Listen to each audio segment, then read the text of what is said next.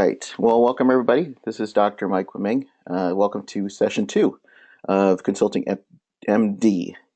Um, and this session is called Setting Up Your Business and Establishing Your Expertise. Let me go ahead and first I want to thank the folks who've already turned in your homework.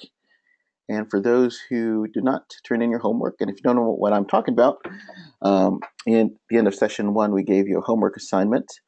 And I think there's still a number of you still haven't turned it in. So, um, as I mentioned, you get what you put into the session. So we encourage you to all do that. We were going over and really kind of fine tuning your own expertise in the niches that you want to go into as a physician consultant, and we did an exercise to help you lead along the way. And I know a number of you turned it in today, and I am going to personally respond to everyone to help you out on there. So I haven't gotten to everybody yet, so that's coming in as well. You also should have received a link to the private site that was sent out last week as well, so you can have the recordings if you missed it. There's a link for that. We also included some resources that I'd recommend. Certainly not mandatory, but obviously there's only so much that I can cover, so I'm going to give you some book recommendations and some resources that you can look into if you want to go further on this. I have been pleased with what I've been seeing in terms of the homework. It certainly is a number of you have put in a lot of thought into deciding on what to do, and some of you have actually had some really kind of out of the box kind of thinking, even going outside of medicine on there as well, which is great. So again, you don't feel restricted that it just necessarily has to be a health-based consulting, but feel free to do what you feel that you're passionate about and something that you want to move into. So don't feel that you need to be restricted by this, and have some fun with it as well. So again, if you have not turned in your homework assignment, you can go ahead and email it to us once you get that completed. And there is going to be a homework assignment for week 2, so you don't get too far behind. Other things too is next week we do have some members who just can't make this Tuesday evening. I certainly can't accommodate everybody's schedule, but we might change up the time for next week, just so I want to make sure that I can reach as many of you at least live, so you can ask me any questions during our course. But we'll probably change the time for next week. But I'll try to make it, bearing in mind most of you are working, usually long weekday hours on there as well. So it'll probably be in the evening it'll be in the evening or no earlier than 5 p.m. But we'll see. We'll see what's been what we need to do. So, but other than that, I don't think there's any other housekeeping issues I need to go over. So this is what we're going to be talking about. So we're in week 2, the setting up your business and establishing your expertise. So when you kind of you have an idea on what you want to do, what kind of areas that you want to specialize in as a physician consultant, and I want to have you think more about these types of questions, bearing in mind most of you have got pretty busy schedules. You know what we all do, family, career. But some things that you want to think about when you're deciding on what to do is, what type of revenue do you want to earn? Is this something that you foresee yourself doing full time? Is this something where, how many hours realistically can you devote to something like this? If this pays off, could it be something that could be a full-time income? And, there are a number of doctors who've decided and completely left clinical medicine and did this to full-time. But maybe you're not ready to do that. Again, once you kind of see the potential on this, if this is something where you find out that, hey, I'm making, twice the amount that I was doing before. This might be something that I could move in. And that's what led me into some areas where I was actually generating revenue significantly higher than it was when I was a paid employee.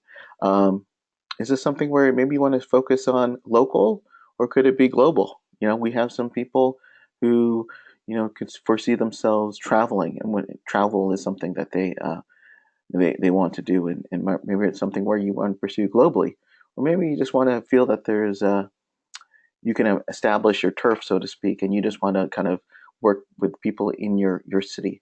Also, you may also realize that once you decide whatever you want to be an expert in or become physician consultant in, maybe there's not enough people locally, and that you're going to have to focus on other areas. Maybe it's something that's very you know sub niche that you can only work. You can't find enough clients in that particular area, and you have to look either national or even global.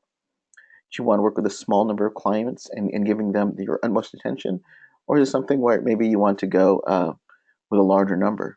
Certainly, maybe it's something where instead of going one-on-one, maybe it's something where you can do a group consulting, or you know area where you can use systems such as this webinar and be able to teach from one to many instead of one to one. So those are some things that you need to think about.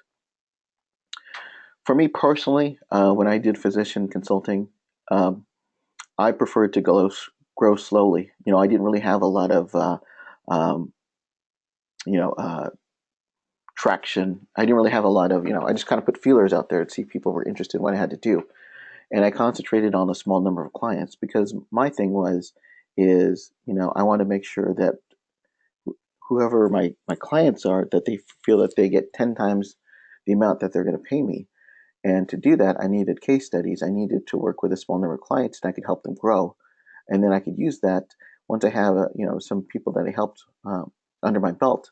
I felt more confident moving on to more and more clients, um, and that allows you also to kind of scale. Once you see that things are going well, it was even to the point where I was even teaching. I could only do so many one-on-one clients, and for a number of years, I had someone who I coached, and I taught him to learn in the areas that I was teaching, which is in marketing, um, where they would learn under my coach on in there, and I wasn't necessarily and that necessarily teaching them. I was still teaching them the my own expertise, which I taught to them, but he was a coach under me, and that allowed me to scale and to grow on in there. Um, and then for and then that was pretty exciting. Um, it eventually came to a part where I was feeling it was unwieldy, and there was too many clients, and we I decided not to do that anymore for various reasons. But that's something that you can think about if you find out that um, as you're growing, and let's say you get a number of clients, you're obviously going to reach a level where you're not going to be able to take as many clients, especially if you're doing this one-on-one, and you're going to have to outsource a lot of those kinds of things and to find other people that can work under you. But that's something that's a good problem to have once you get to that part. Um, but another reason why you don't want to grow too fast is hiring a coach and somebody to teach under you is you have to pay them, and that's going to hit your bottom line. So I often see that as a mistake. That I often see the area where I often help doctors is helping them with their own practices. And a lot of times where they get in trouble is they hire staff and they hire too fast and too many. And as many of you know, employees can be a blessing, but it's also your most excuse me difficult and most expensive expense on there as well. So one of the benefits of being a consultant is there's not a lot of overhead, but that you can throw that out the window when you start hiring a lot of people under you. So my advice to you is to start slow, working on one, and just focus on getting that first client, which is what we're going to talk about, I believe, in session 4, where we talk about getting that first client under the belt and what you need to do to reach that. Um, ideally, what I'd like you to do is set aside a specific day of the week to just working on your business, working on your physician's consulting business. Anybody can find time to do this, a few hours on a Saturday or a Sunday, focusing on that area. Okay. Excuse me. So the first part that I wanted to look into, and we'll talk more about this on another module, but LinkedIn, if you were on the, I believe everybody was on my webinar that I did, and I talked about the importance of LinkedIn. I know a number of people who just get their business just because of a LinkedIn profile and telling them about their expertise. Every one of you should join up LinkedIn. No real reason not to on in there. It's generally free traffic. It allows you to introduce yourself to other people, and you get an idea about different experts and different areas where people are becoming consulting on in there.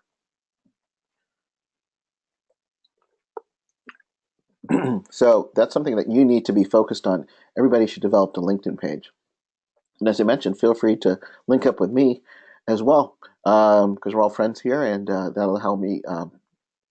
That'll allow us to communicate as well, and can introduce you to other areas that you can be moving into. So, as I mentioned, there's a number of clients or consultants who use LinkedIn as a strategy to help market their services. But I'm going to focus today on using your 24-hour salesman, which is a website. Now, certainly this is not the area where I could be teaching you about how to create a website. There's certainly, this is not website or how to create website pages and how to do that. That's the technical aspect. I don't need, we certainly don't have the time or to actually show you how to build a website, but it's something that, anybody, you can find somebody to do that for you. I'm mostly focusing on what are the key aspects that you need to have on a website. That there are basically 5 areas that you need to have on a website that'll help you attract more clients and establish your expertise. And part of the homework assignment is a bonus. I'll show you some free website builders that can be very beneficial to you that you can use. Not the idea that you're actually going to use the builder, but it gives you the idea to start thinking about what are the key components. But it starts with your website. People have to know you exist, and everybody's online. Everybody has a cell phone. It is your 24-hour salesman. I've been able to get business from around the world. As I mentioned, I've been blessed to speak around the world, essentially because I had a website on in there, and other people didn't. As I mentioned, you don't need to know web design to have importance to having a website, but you need to know what are the key components that can help you attract new clients. There is a website platform that I recommend, which is called WordPress. WordPress is pretty familiar. Basically, it's the kind of the foundation of building websites. There's different, website languages like Joomla and others. I prefer to use WordPress. It's over 60 million, probably more than that. Websites are built on WordPress. It allows what are called plugins that allow you to be optimized through the search engines, SEO, that you can build in. That's something that too we can talk about in the future. I prefer to build all my websites through WordPress, but there certainly are free and paid website builders, that advertise on the TV. There's Squarespace.com, Weebly.com. There's a number of different types of websites. GoDaddy has their own website builder. One I like in particular is called Wix.com, Wix.com, advertises it, and that's what I would recommend just so you can have something on there. It'll allow you to kind of go through this and get more out of this webinar and out of this session on there. So Wix.com is something that I'd recommend. And the reason why I do that is because it's built for businesses and they have templates. So they actually have consulting templates that you can use, business templates on there as well. I don't use it particularly because I like to have my own, using WordPress, and they have limited functionality. But if you're just kind of getting started and want something up and running, I'd recommend you use one of those. So the first thing that you need to have component that you need to have on your website is your services. You have to know what you could actually do for them. Um, Services can basically is just uh, the benefits of what you can provide. And one thing in marketing that we differentiate is the difference between features, and benefits. And benefits, what it comes down to is what can you do to help them, or as I like to say, most people say it's WIIFM. What's in it for me? How can they benefit by using your services? Features is more of what are they actually going to get? What is the nitty gritty on that? So what is the difference between that? Um, so if you think of the difference between features and benefits, think of like when you're buying a car. A feature could be anti-lock brakes. Um, a feature could be, automatic wipers. A feature could be it has satellite radio on there. Those are features. It describes what they're actually getting. Benefits is, how will they personally benefit? If I have anti-lock brakes, you're less likely to get into an accident. So benefits is you can be in a safe vehicle. Um, uh, you have satellite radio, so you're going to be entertained and have hundreds of channels with music and news and sports and all that. And so you're going to have a much more comfortable ride on in there. Um, that's kind of the benefits of it. And when people buy, they buy because of benefits. How can it be beneficial to them? So let's say that your service is you're going to be a practice management consultant, and one of the services is you do a 2-day audit of their practice, and it involves these 39 uh, things that you go through. The benefit of that service is it's going to increase after using your audit, our 2-day audit. You will have the tools to increase your revenue up to 4 times the amount that you were previously. And the benefit for that is you can, everything that comes on with it, on their peace of mind, more stable practice, allow you to, um, to grow um, significantly, and everything that's associated with doing that. So that's what I mean by when you're creating services, don't just focus on the features. You want to focus on what's in it for them. How can you help them? Another thing that you want to do is the more niched, the better your service is, more attractive your service is going to be to the client. So, for example, if you do practice management, that's one thing. But let's say you're a bariatric surgeon and you work only on bariatric surgery practices.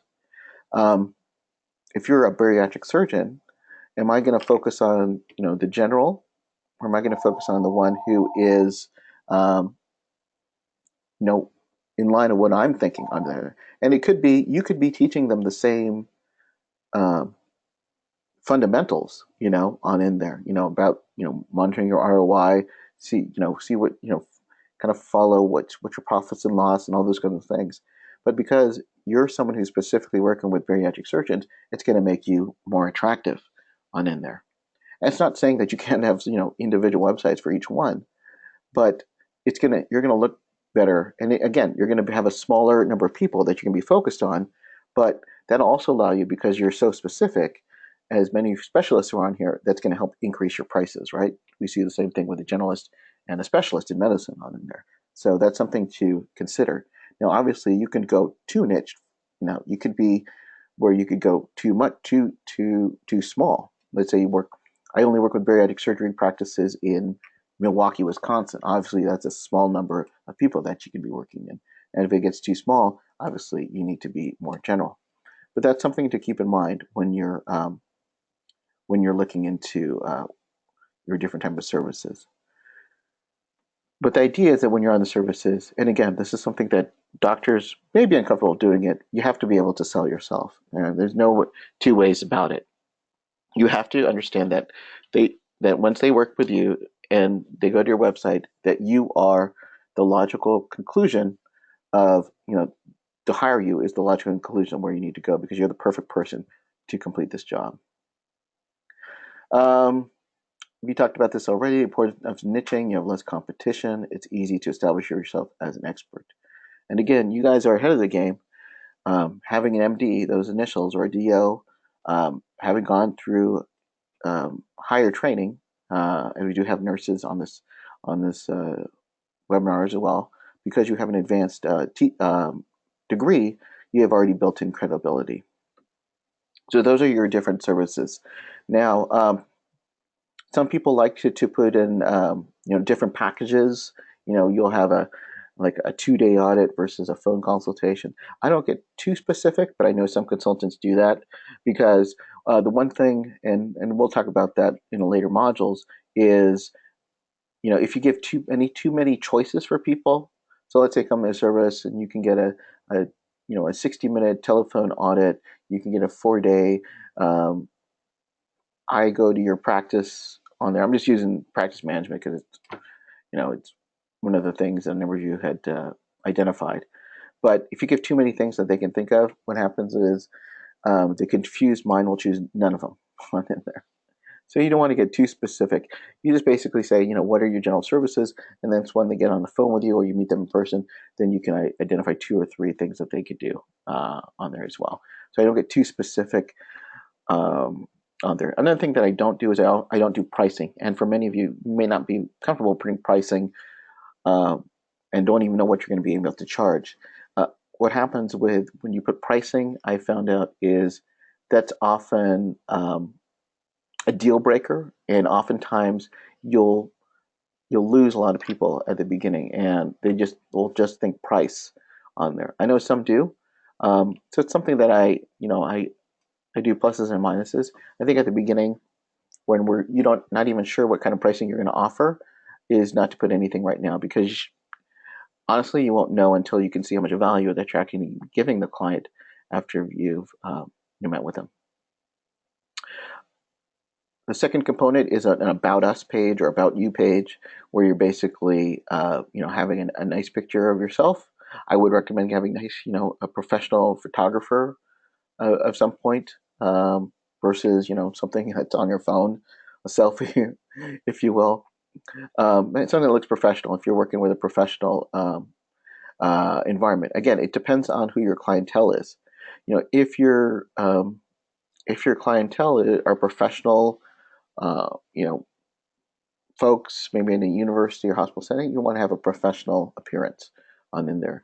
If your clientele is, I don't know, maybe you're something more casual, then that's something that you may want more casual photo or on there as well. Again, it depends on who your target audience is. The About Us page will be very similar to what you would put in a LinkedIn page, where you focus on the achievements that you've made and how you helped other people, and more importantly, how you are really people who've worked with you have benefited from working with you. So some things that you want to focus on are experiences, on why you can help them. What's often nice is that I've seen is people love when you're creating these kinds of things. People love to hear stories. People love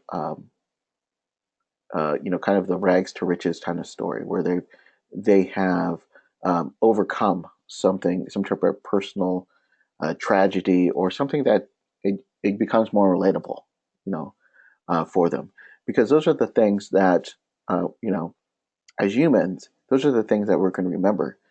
When you're doing your About Us page, they're not going to care what your MCAT score was, or what you got in your SAT, or you got honors in organic chemistry. What they're going to care about is, if they're hiring as a consultant, what have you done personally, and what did you learn from that experience that allowed you to get where you want to be? So, because that's what is going to connect with folks. Even in my own website, if you go to IncomeMD, I talk about my own personal journey. I was a busy primary care doctor. I was, almost to the point of burnout, all these things with my family, all of which are 100%, true and accurate. But the reason why I put that is because it helps you become more relatable, if that's what your target market is going to be on there. and again, it has to be related to what they're interested in. If it's something where you're talking about all these things that you've had to overcome, and it doesn't have anything related to what they're interested in hiring you,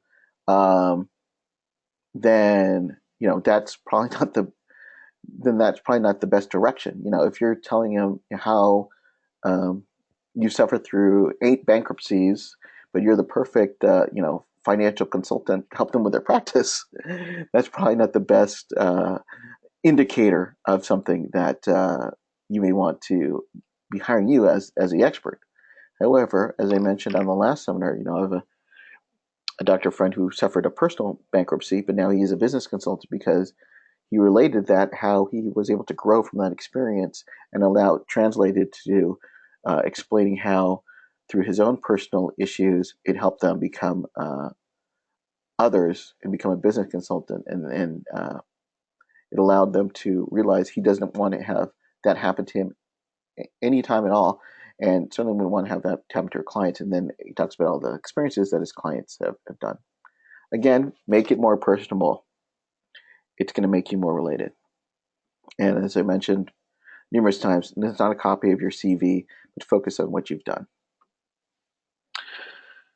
Third thing, and again, many of you may not have this, but if you've had any type of case study, you want to put that on there. Obviously, if it's something where if you are a consultant, and I know a third of you are already consultants, put your past experiences. It could be a paid engagement or it could be a free engagement. Something where they work with you, they've hired you, and through your knowledge or consulting work, it allowed them to get to a different point that hopefully has been better than where they were at the beginning. Or you could just relate to your own personal experience if you don't have any case studies. Again, the focus is on results. That they found you at point A, and now you're at point B, and their life, their business, their health, whatever, you're going to be helping them as a consultant. It's help them reach that stage. And again, if you are new to this, I would advise, if you've never done this before and you're not very comfortable, finding just like colleagues that you can work with, depending on what you want to do, and just offer it for free, because you need to have those case studies. You need to have that track record that what you're actually going to say, how you're going to help them actually works. Because if you don't have that, there's really no reason to go into that. You need to have those available to you. But yeah, some of the first people that I work with, was basically, I don't know if I charged free, but it was very inexpensive, because I needed to have that building block that I could use. So we talked about having an About Us page. We talked about having a case study or case study page. Along with that goes testimonials. So I give a testimonial. People that we work with, you and they liked you on there. On a number of my pages, I have not only written testimonials but video testimonials. Again, videos can be very, very powerful. Again, it just bridges that gap. It bridges that connection with the people. The internet, can be cold. We're generally, when we come to a website, we're very skeptical, and these are things that you can use. Audio, video testimonials helps kind of bridge that gap and making it more realistic and more believable. The next one that you can have is you need to have a way of contacting you, and every page should have some type of way that obviously that they need to contact you. I would recommend when you're first starting is to have a consultation. Now, I put free consultation, but it doesn't have to be free consultation. I've seen it work either way. It's where you give them a piece of your time in a set time period, and you have to set the time to a short period, like a 15-minute, 20-minute, 30-minute, because it's got to be worth it to you, because time is precious to all of us, right? And we're all busy, but you want to make it make it a very finite time period, because if they want to work with you, this will allow them an introduction to work with you. So I do a 15-minute or a 30-minute consultation. I've seen a 20 minutes on there. You get just enough information so you can you can help them in that time period. Um, and oftentimes when I do a free consultation is I get information from them first, or I have them fill out a questionnaire. So if it's a 20 or a 30-minute time period, I have information so I can start, on the ground running, and we don't have to go through this and tell them exactly what they need to do. As I mentioned, there's some others who do a paid consultation because, it's no guarantee that if you set up a time, they're going to show up, and then you wasted a half hour of your time. So some people put a time period. Often they put up a price as a barrier on there, and it also helps determine who are the ones who are serious and maybe kind of the looky loos, versus someone who's like, I'm going to pay. I'm going to charge because I know that person is more serious than someone who is simply maybe just free and not very serious. Again, that's more difficult if you're still establishing yourselves, um, but that's something to consider. There's both pros and cons. With a free consultation, when you're first starting out, I often recommend that. Um, and what I say is use your skills as a doctor is I let them talk, meaning they're calling me because they want to solve some problem. So I let them, I get some general information. I might be emailing them prior to actually a free consultation just so I can better understand them, have them do a questionnaire. And then once we get on the phone, I says, "Oh, I got your questionnaire." And I said, "Well, let me know what's going on." And then I use my skills as a doctor um, uh, to kind of find out what the problem is so I can help provide them a solution on there. Obviously, you're not going to solve their problems in 15 minutes, but what it does is it establishes kind of your credibility. It makes them more comfortable. Uh, they may not be there just you know, to solve problems. It may be they just want to see if they're, you could be of use to you, and maybe they might find out more about the different programs that you offer on there. But you want to probe them, offer them some information. And if I can provide them some information that can be helpful to them, I'll tell them, what that is. Or I might find out that maybe I'm not the solution to that, and maybe there are other people who I know that I could refer them to. And I've had that happen as well. Or I might find out, when I'm talking to them, I might not be the right person for the job, or that I might not be their exact fit, or I might not be the exact fit at this particular time, but maybe later on, once they've done A, B, and C, we can talk a bit at that time. Again, we'll talk more about this. So the key component is a way to contact you. And again, you don't have to have a free consultation. You can do a paid consultation. You may not want to talk to them at all. You may want them to jump through hoops to find out if they're serious through a questionnaire, but it's something that I've seen as a vital component. How can they contact you? Email address, by phone. A number of you says, I don't want to give my personal phone. Well, thanks to technology, using things like Google Voice, you can get a free phone number where it directs them to wherever you want to go. It might go to your voicemail. I have a personal assistant, and it kind of screens all of those things on there. But when we're first starting out, you may not have that. You can use something like a Google Voice where you can get a voicemail system. So this is Google Voice. Again, it allows you to gives you a phone number, and then you can direct that call to your cell phone, to your home phone. You could direct it to a voicemail. Lots of things that you can do with it. You don't want to be putting your personal phone number out there. And then again, it can be directed to wherever you want. Then there are other phone lines, that are similar to this. I just like Google because I've had good experiences with that. So let's say you've established a call, and then you've set up a time um, to get on the phone. If you don't want to talk on the phone, or maybe there's more than one, you can use a conference line. I use a freeconferencecall.com, but there's like a number of different companies out there. You can do a search for free conferencing. You'll see different lines. Bear in mind, it's not free. What they do is they charge you on the long distance fees on in there. So there are some areas that other areas you can use, like Skype. So if you want to do a lot of times I like is to do face-to-face chat. You can use Skype or FaceTime, through Apple is one. But Skype is kind of the most common one, so that you can do. We can do face-to-face. Um, Anywhere that works best for you. Again, you can just use your regular phone call.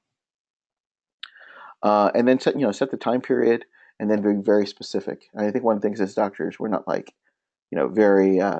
If you hit 20 minutes, hey, or we've got a couple minutes left. Is this something where you want to talk further? You want to move on further, and be very cognizant of that time period.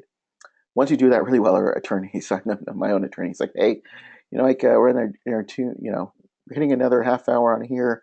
Just let you know, this is how much I bill. But again, be very strict on that. And if they want to move further, then they can hire you, and then they can pay you for your services. Another thing that you can offer too is, again, I love technology, is I use a system called youcanbook.me, which allows people can actually book appointments at your time, on your website. And this integrates with I use Google Calendar a lot. And so when I'm available for clients, I have a website where you can actually book phone appointments, like free phone appointments. Of course, you can always block it if you want, but it's great because it can often find like little areas of pockets of time where you might be available. So let's say you're in practice, but maybe you've got a long lunch. You might be able to book something if it's feasible to you, and it'll look at your own calendar. So youcanbook.me is you can do a free account. That's one of the better ones, but there are others like Time Trader, I think it's called, and Tuggle.me is another one. Basically, it's set to your own times. One thing that I also want to mention is, whatever it is, let them contact you. Let them call your Google Voice or whatever you're going to do. It's very rare that I often have to call out to a prospective client, because now you're just playing phone tag. If they're serious about you, they'll call you, and then that's when you can set that up. If you have any questions, feel free to put it in the chat, and we'll call at we'll answer at the end. I'm going to go ahead and drink another drink of water. Okay. So that's the 15-minute free consultation. Again, a vital aspect that I think of every website. Now, the next aspect that you need to have on your website is somewhere that you can produce content, often in the form of a blog. A blog is just an easy way of getting some type of content onto a website. And the reason why that you want to have content is, in terms of getting your name noticed, one of the best ways is to use the search engines, from your find engine on Google. And having content that's updated regularly about your topic, one, not only establishes you that you know what you're talking about, establishes your expertise, it'll also allow you to get onto the top of the search engines on in there. And oftentimes I find great content occurring because of some type of consultant that, obviously their job is to find prospects and find clients. But if I see a client that's talking about, let's say, medical marketing, if I find a consultant that's talking about medical marketing, oftentimes I find them because they've got good, content that they've written on their website. It allows me to establish them that they know what they're talking about. So content, they say content rules. Content is king on the internet. A blog is a great way to produce content. Now, how do you know what to write about? I mentioned Google and the search engines, Yahoo, Bing, they love new information. That'll help you get ranking to the top of the search engines by providing relevant content. Ideally, at least once a week to provide content on your website. It can also be content, that you can actually put on your LinkedIn as well. So every time you get an article that you put on your blog, you can also put it on your LinkedIn. Maybe you have a Facebook, and if it's a Facebook that's a business related, you can put it on content and promote it through your that you read another article. It just shows that you're engaged, you're knowledgeable about the topics that you're writing, and it's establishing expertise through osmosis. You're not necessarily hitting them over the top of the head. Hey, I'm a consultant. I'm going to sell my services. It shows that I've dealt with the situation. I understand it. Now, what do you want to write about? Some things I've written about is go to where your potential clients are going for inspiration. What have they gone through, and maybe you've helped them with. A great area once you get started is if you can, talk about what your clients are going through and how you're helping them, and your past clients have gone through and helped them. You want to find topics see what's keeping them up at night for problems where you are as the consultant providing them the solution on in there. Um, so let's say you're in practice management, and so maybe they're thinking about, oh man, this person at the front desk, I've been around with, she's a nurse, she's been with me for years, um, but she's like really difficult with patients, and it's hitting my bottom line. Maybe you can write an article about how you dealt with that situation, or what's an easy way to do that. Again, things they're thinking about that could lead to them to establishing you as the expert. What are the areas where they seem to struggle with the most? Again, keep them up at night. A nice way to find out also is to also talk about topical areas. So one thing that you can do is use Google Alerts. And what Google Alerts is anytime that a news story comes up that's related to your market, it will alert you uh, as it happens, or once a week, give you kind of a digest form about those particular areas. Then that be something that, again, something that is topical.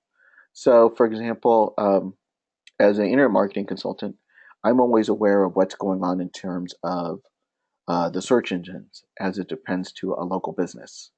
So maybe there's a new algorithm at Google or new updated Google that people be aware of.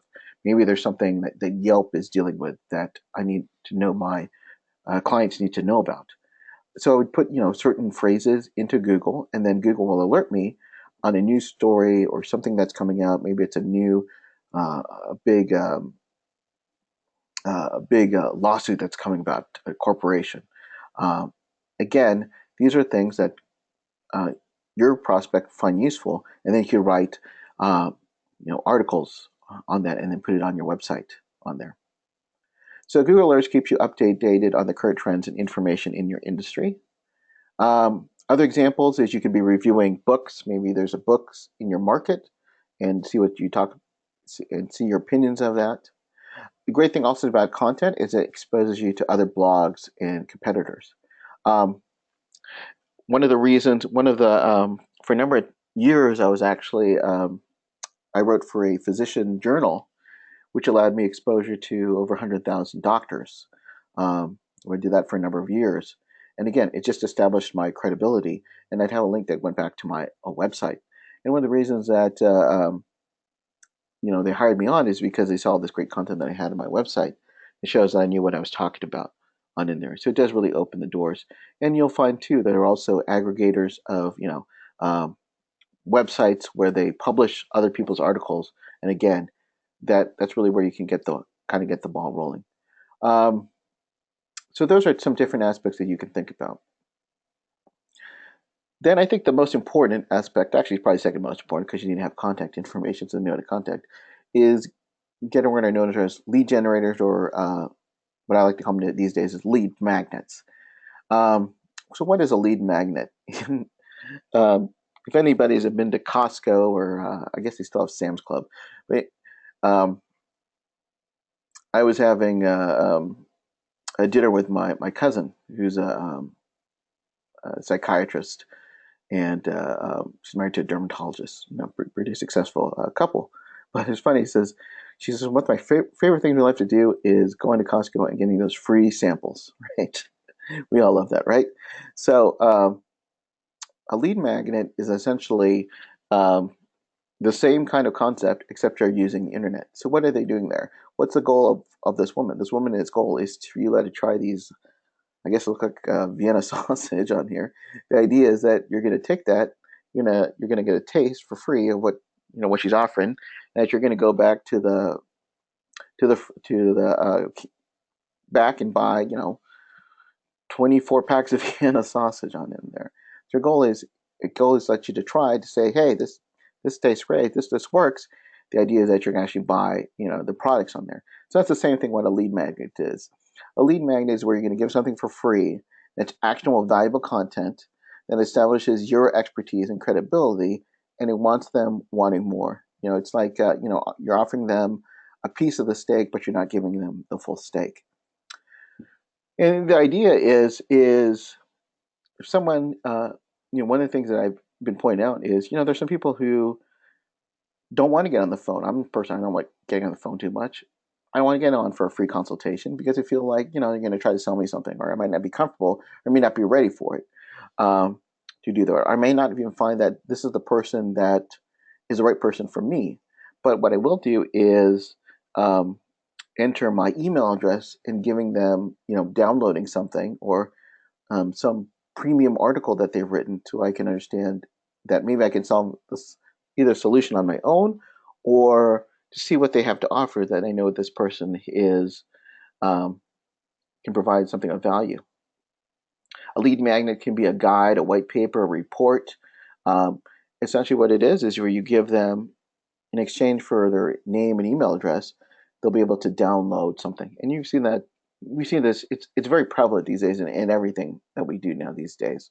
I just had breakfast this morning um, with a colleague, and as we're leaving, she says, "Hey, you know, um, if you put in your email address, we'll give you the 20% off our next sale, or you'll see our next um, promotion that we do next time you come in for breakfast on there."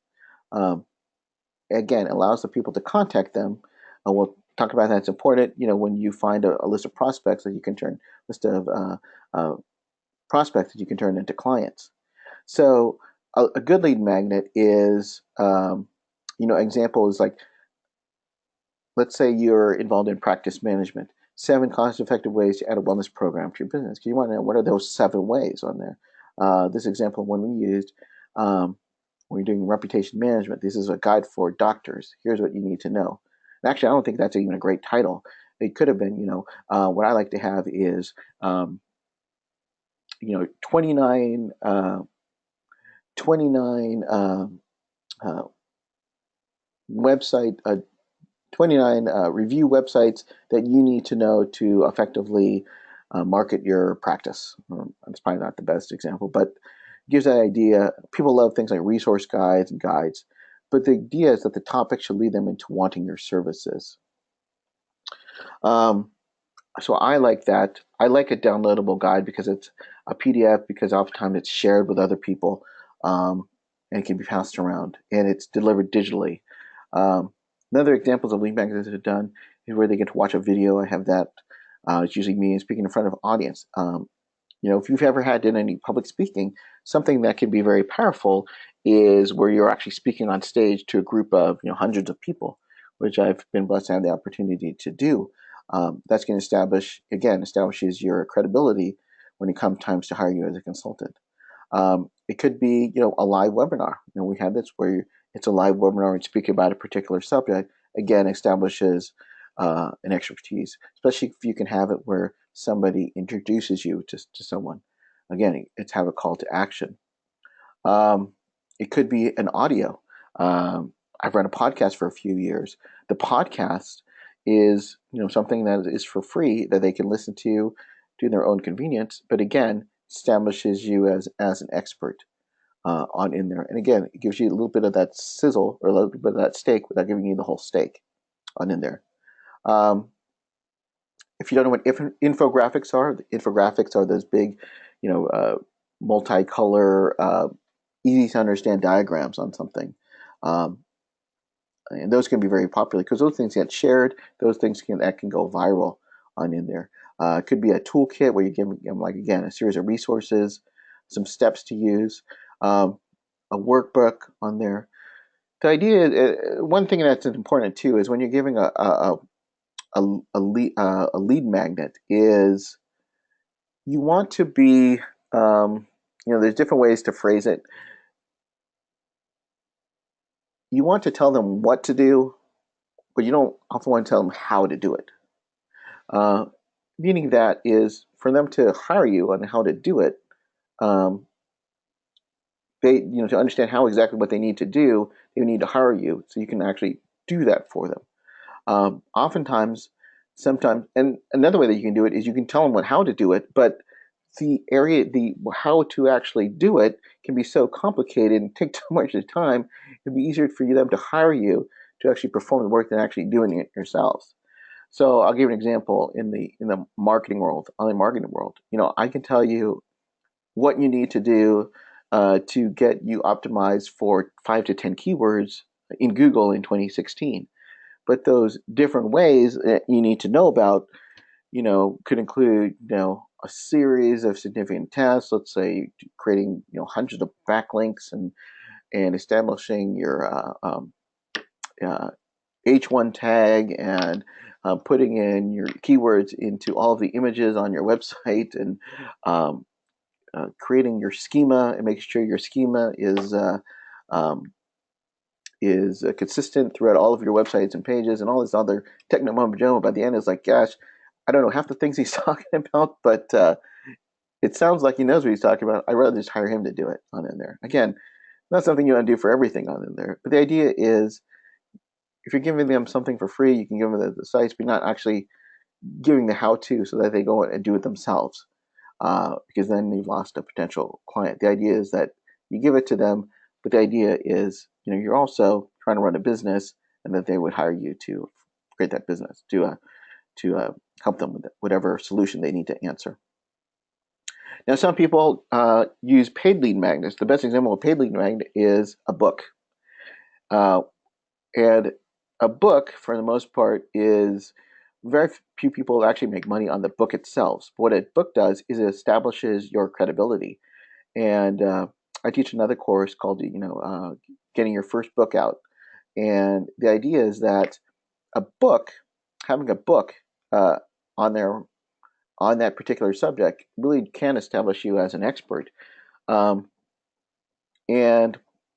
it's interesting because it opens a lot of doors for you. Let's say next time you go to a networking conference on there, which one person is going to have a stronger credibility? Somebody who's handing out business cards saying they're a practice management consultant, or somebody handing out a book, let's say the little paperback book, or maybe it's a hardbound book that says, practice management 101, and you're handing in that to client. Which one of you is going to have more weight? It's obviously going to be the person that's going to have the book. Now, it didn't say if that he got the book because he hired it in Simon and Schuster. It didn't say that he went and he self-published it. It's going to establish your credibility. I've seen people get paid engagements, hired to speak, simply because they had a book that they could buy on Amazon on there. It's amazing how that is happening and how that actually works. But that's something that you can do if you're hiring as a consultant and then find out that you've got a book. It can establish your credibility. And what you don't want to do is where they said, I'd rather just buy the book from you on there. And that's certainly something that you have to consider. But in general, if they're looking to get the job done, it will establish you as an expert. It increases the value of what you can offer as a consultant. Now, creating a lead magnet onto your website, you need to give your name. You need to get their name and email address and something they want to download, because it's not something you'd want to put readily available. They can just go to the page and download on there. You want to be able to capture the information. And there's different companies that allow you to do this. It's called an autoresponder or an email, some type of email management. We get their email address, because what that allows you to do is you can contact them later on specials, newsletters, new content. Anytime you write a new article, you can alert them. Again, you need to get people engaged, because very few people are going to buy on the first attempt to go to the website and I'm going to go and buy. They want to get to know you. It's almost like, going on marrying somebody. Very few of you, how many people of you married your wife or your husband on the, first time you met them in a bar or wherever you're going to meet them? Because you're going to take some time to get to know them, right?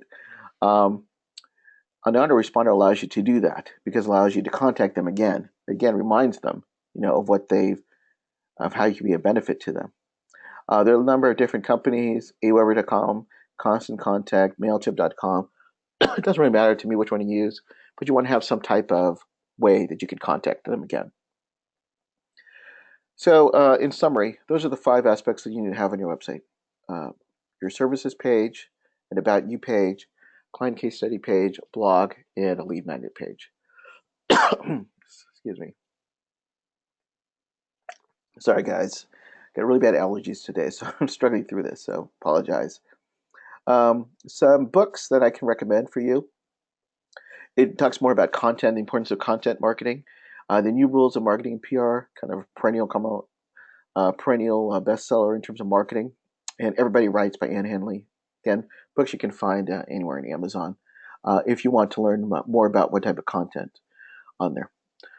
So those are it in a nutshell. So I know it was a lot of information, and we'll put the hopefully the recording came out, and I'll put that up onto the website. Um, your homework assignment for week 2 is in a few sentences. I want you to reiterate again, what are your services? I'm going to try to go through most of your guys' homework assignments. Most of you I'd say 90% of you turned it in today, so I haven't got to all of you. I'll give you some feedback. And then after you got that done, you can answer number 1. Number 2, why you qualified to help them. What are your services? And number 2 is give me an example. And number 3 is give me an example of a lead magnet. What could you give? Again, it could be a resource guide. It could be 7 steps to whatever, 7 things you need to know about. Answer that. So very, very simple. You can go ahead and email us at info@incommd.com. Put in the subject line homework number 2. And now as a bonus, I advise you to go to Wix.com. Now, if you remember, Wix.com is that free website builder. You don't have to buy anything. Create a website, and there's a section. There's actually a consulting template on in there. It's under business, and you can use that. And what that does is, the last time I did this training, they said one of the most important things to get out of it was creating their own website, because again, it doesn't have to look pretty, but it allows you to get something up and running. If you don't want to put your name, or you're worried that somebody's going to find you or anything like that, believe me, it's not even very optimized, so it'd be unlikely. But have something out there, create those 5 things that we talked about, those 5 key components to a consultant website, and to put that out there. And I want to see that, and that's kind of your bonus that I want you to do. So, well, we hit the hour almost exactly. If there are any questions, feel free to go ahead and put that in there. If you guys find it useful, let me know. And again, I want to make sure that I'm covering everything. So let me see. Okay, and one writes, if your plan is to provide executive consulting to CEOs that provide privacy, how do you get reviews? Again, you don't have to, again, it depends on what you want to do. You don't necessarily have to have the name of it. Again, it is helpful if they want to give their name in terms of like a testimonial, assuming that's what you mean. But just have something on board. You can put initials. That could be fine. If you don't feel like you don't exactly, if you do a case study, you don't have to name them by name, but you can put it general. Let's say it's a surgical practice. You don't have to give any demographics, but you took them from there to this to then, point A to point B. It can be kind of a general thing. I've seen that work as well. Just something on board. But in terms of testimonials, again, it's going to be more beneficial if you have actually names of people, so they makes it more specific. Yes, I will still review if you turned in your homework late. You're not the only one. Maria, what's the best way to find someone to help you build your websites? Again, there's so many people to do it. There are freelance sites where you can go to. If you want something that's inexpensive, you can use something like Upwork.com. You can find somebody to build the website. If you live near a college, there are people who are, there's website builders out there. Students, that's oftentimes where I use. But again, as I mentioned, there are a number of website builders that you can do and get you up and running, and you can just use one of those on in there. Again, it doesn't have to be expensive, and certainly that's something where the goal is not to talk about the intricacies of website design, but understanding what are the key components that you need to have. Okay. Yeah, so one saying, if you have a website, will you review it or give feedback? Be happy to. Just give me the link, and I'd be happy to help you there. Okay, so again, we're at the hour, and I'm about to lose my voice, and I don't see any more questions. I'm going to go ahead and end the call right there. Again, if you have any concerns or anything that I can help you with, please let me know. Turn in your homework. We'll go ahead and end the call today. Next week, we're going to change the time a little bit. I'm not sure exactly when, but I want to make sure those people who couldn't make it on this particular day be able to reach us. So um, if you haven't turned in either homework number 1, homework number 2, get that in. I'll be happy to review it. And then next week, we've got session 3. So thanks again for joining me on this session, and I will see you guys next time. Take care, everybody.